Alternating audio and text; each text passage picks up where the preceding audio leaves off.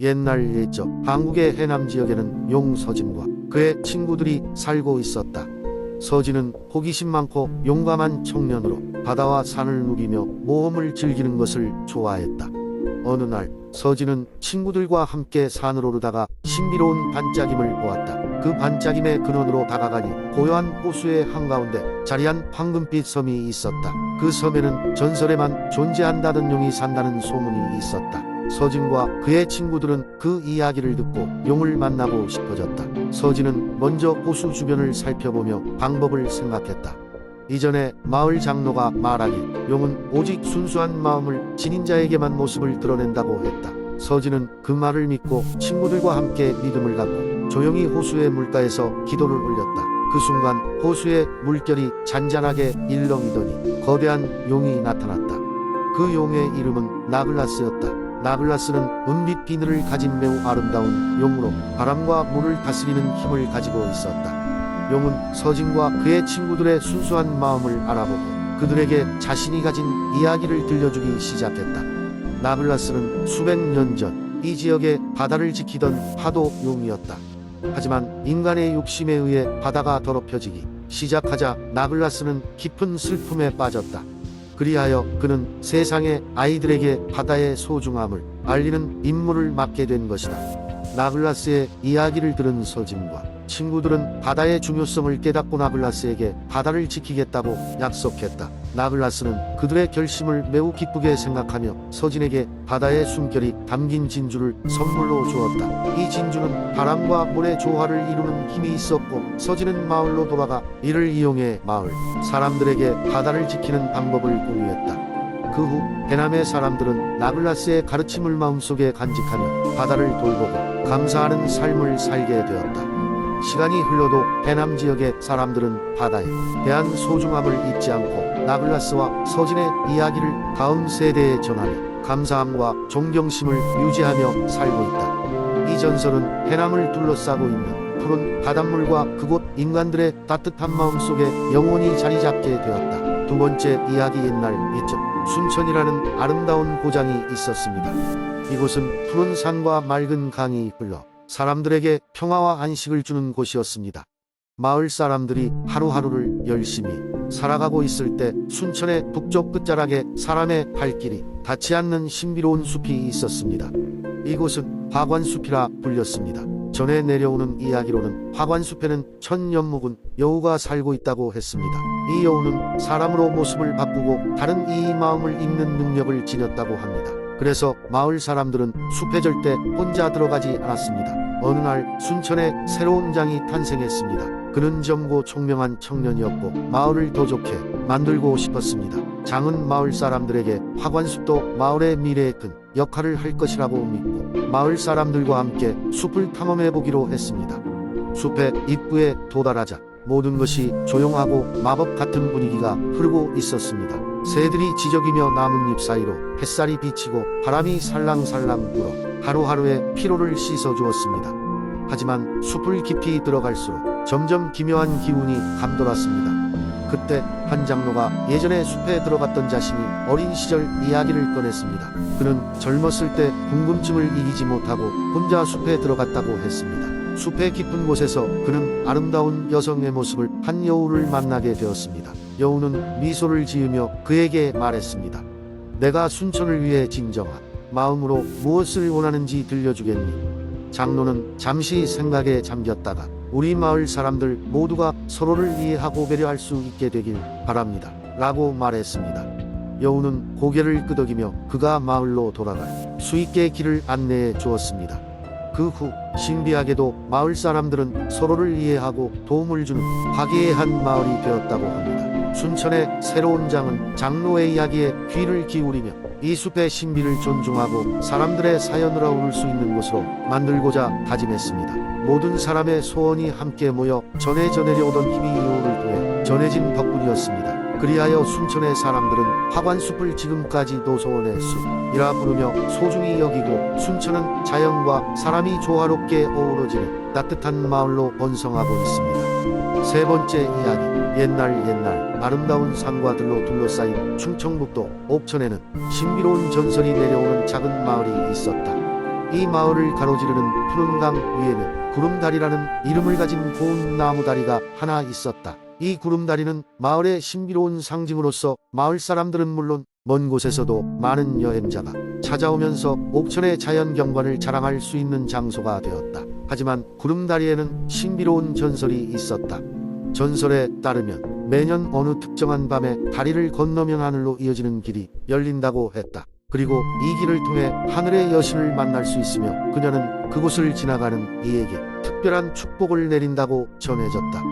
마을에는 두 형제가 살고 있었다. 형인 영수는 성실하고 책임감 있는 농부였지만 동생인 경수는 항상 꿈을 쫓는 어린 소년 같았다. 경수는 하늘의 여신을 만나는 꿈을 이루고 싶어해 매일 밤 구름다리를 건너고 싶어 했지만 영수는 그런 터무니없는 이야기에 빠지지 말라고 경고했다. 그러나 경수는 형의 말을 듣지 않고 어느 날 밤 몰래 집을 나섰다. 경수가 구름다리에 다다랐던 그날 밤 마을에는 촉촉한 안개가 드리워졌고 달빛이 강을 비추고 있었다. 구름다리에 발을 내딛자마자 그곳은 정말 하늘로 이어지는 신비로운 길로 변했다. 놀라운 광경에 경수는 가슴이 두근거리며 그 길을 따라 걷기 시작했다. 한참을 걸었을 때 경수는 환하게 빛나는 황금빛 구름 위에 서 있는 자신을 발견했다. 그리고 그곳에는 우아하게 자리 잡고 있는 여신이 있었다. 그녀는 미소를 지으며 경수를 맞이했다. 당신은 오랜 시간 꿈을 꾸며 하늘까지 오기를 바랐군요. 나는 당신의 깊은 마음 화용기를 보았습니다. 여신이 말했다. 경수는 감격의 말을 잇지 못했다. 여신은 그런 그에게 특별한 선물을 주었다. 이 선물은 당신의 꿈을 이룰 용기와 지혜를 줄 것입니다. 이 빛나는 돌을 언제라도 마음이 흔들릴 때 손에 쥐어보세요. 하고 여신은 작은 수정 같은 빛나는 돌을 주었다. 구름다리를 다시 내려올 때 경수는 자신의 경험을 형 영수에게 전했고 형은 처음으로 경수의 이야기를 믿게 되었다. 영수는 동생의 용기와 그가 품고 있던 꿈을 인정하며 마을 사람들에게도 이 신비로운 이야기를 전파했다. 그 후로 옥천의 구름다리는 더욱 유명해졌고 경수는 꿈을 이루는 용기를 가진 사람으로 마을의 존경을 받으며 지냈다. 그리고 그날 밤 여신에게 받은 빛나는 돌은 그가 새로운 여정을 시작할 때마다 마음의 등불이 되어주었다. 네 번째 이야기. 옛날 옛적 한국의 아름다운 고창 지역 깊은 산속에는 신비로운 장미 정원이 있었습니다. 이 정원에는 각양각색의 장미들이 피어 있었는데 그 중에서도 가장 특별한 것은 밤이 되면 은은한 빛을 발하는 달빛 장미였습니다. 이 장미들은 낮에는 겉보기엔 평범했지만 밤이 되면 은색의 빛을 발하며 정원을 신비롭게 물들였습니다. 고창의 작은 마을에 사는 한 소년 지호는 어렸을 때부터 할머니에게서 이 장미 정원에 대한 이야기를 듣고 자랐습니다. 할머니는 장미가 가진 마법의 비밀과 진정한 마음을 가진 사람만이 이 정원의 비밀을 풀 수 있다고 말해주곤 했지요. 지호는 항상 이 이야기에 큰 관심을 가졌고 시간이 날 때마다 장미 정원을 찾아가곤 했습니다. 어느 가을밤 보름달이 서서히 하늘을 환히 밝히던 날 지호는 다시 한번 장미 정원을 찾았습니다. 빛나는 장미들 사이를 걷던 그는 놀라운 광경을 목격했습니다. 바로 정원의 한가운데 웅장한 대리석 분수 옆에서 오래된 책이 놓여있는 것이었습니다. 그 책은 반짝이는 달빛을 받아 반투명하게 빛나고 있었지요. 지호는 책을 펼쳐서 읽기 시작했습니다. 그 책은 장미 정원에 얽힌 전설과 마법을 담고 있는 고대의 마법책이었습니다. 내용에 따르면 이 정원은 하늘과 땅 그리고 사람의 마음이 조화를 이룬 하모니를 상징하고 있으며 진정한 마음을 가진 자만이 이 마법을 깨우고 장미의 진정한 힘을 발견할 수 있다고 했습니다. 그 순간 지호의 마음속에서는 수많은 감정이 일렁이며 그동안 경험했던 것들이 떠올랐습니다. 가족을 생각하며 친구들을 떠올리며 자신의 희망과 꿈에 대해 곰곰이 되새겼습니다. 그러자 그의 마음속까지 따뜻한 빛이 퍼져나왔고 주변의 장미들은 더욱 강렬한 빛을 발하기 시작했습니다. 지호는 그 마법의 힘을 느끼며 눈을 감고 깊은 마음속에 바람을 소리내어 외쳤습니다. 고창의 모든 이가 이 따뜻한 빛으로 행복하길 위해 소원이 정원의 마법과 하나가 되면서 은빛의 파도가 산을 넘어 마을로 퍼졌습니다.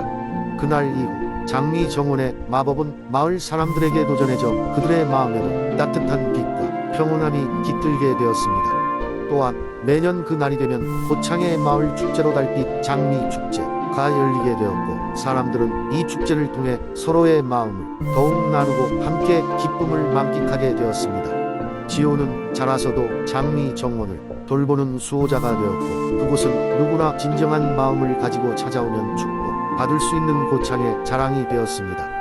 그리고 달빛 장미는 여전히 그곳에서 밤을 밝히며 고귀한 빛을 세상에 전하고 있답니다.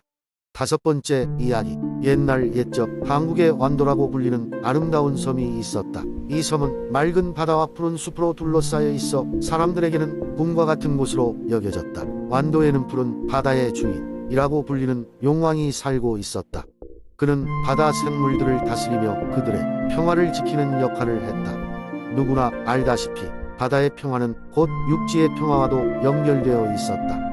어느 날 육지에서 온 욕심 많은 상인이 완도의 바다로 와서 바닷속 보물을 탐내기 시작했다. 그는 용왕이 지켜주는 보물을 훔쳐가려고 여러 장치를 설치하며 바닷속을 어지럽혔다. 바다는 병들기 시작했고 물고기들은 점점 사라져갔다. 사람들은 풍요로운 바다가 메말라가는 것을 보고 걱정했다. 그때 완도의 작은 마을에 한 소년이 살고 있었다. 그의 이름은 준호였다. 준호는 바다를 아주 좋아해서 매일같이 해변에서 노느라 시간을 보냈다. 그는 바다 생물들과 대화를 나눌 수 있는 특별한 능력을 가지고 있었다. 어느 날 바다 거북이 준호를 찾아와 상황을 전했다. 준호야, 상인이 우리 바다를 망치고 있어. 도와줘야 해. 준호는 마을 사람들에게 이 사실을 알렸지만 아무도 그의 말을 믿지 않았다. 그래서 혼자 힘으로 바다를 지키기로 마음먹었다. 그는 용왕을 만나러 깊은 바다로 들어갔다. 용왕은 이미 이 사태를 알고 있었고 준호가 온 것을 반겼다. 내 용감한 친구여, 내 도움이 절실하다. 용왕이 말했다. 준호와 용왕은 함께 상인과 맞설 계획을 세웠다. 용왕은 자신의 마법으로 바다를 다시 깨끗하게 만들고 준호는 마을로 돌아가 사람들에게 바다의 중요성을 다시 일깨우기로 했다. 계획대로 준호는 마을로 돌아가 지속적으로 사람들에게 바다의 이야기를 나누었고 점점 그들의 마음을 움직일 수 있었다. 마침내 사람들은 준호의 말을 이해하게 되었고 다 함께 바다를 보호하기로 결심했다. 한편 용왕은 자신의 신비로운 능력을 통해 바다를 정화시키고 상인을 먼 나라로 보내버렸다. 상인의 장치들은 모두 사라지고 바다는 다시 푸르게 변해갔다. 물고기들이 돌아오고 해조류도 번성하기 시작했다. 마을 사람들은 준호와 용왕에게 감사했다. 그들은 매년 같은 날 바다에 감사하는 축제를 열어 바다의 소중함을 절대 잊지 않도록 했다. 이후로도 준호와 마을 사람들은 용왕과 함께 완도의 자연을 지키며 행복하게 살아갔다. 이 이야기는 완도의 바다를 지키고 자연의 소중함을 일깨워준 사람들의 이야기로 오래오래 전해지며 사람들에게 경각심과 감사의 마음을 안겨주었다.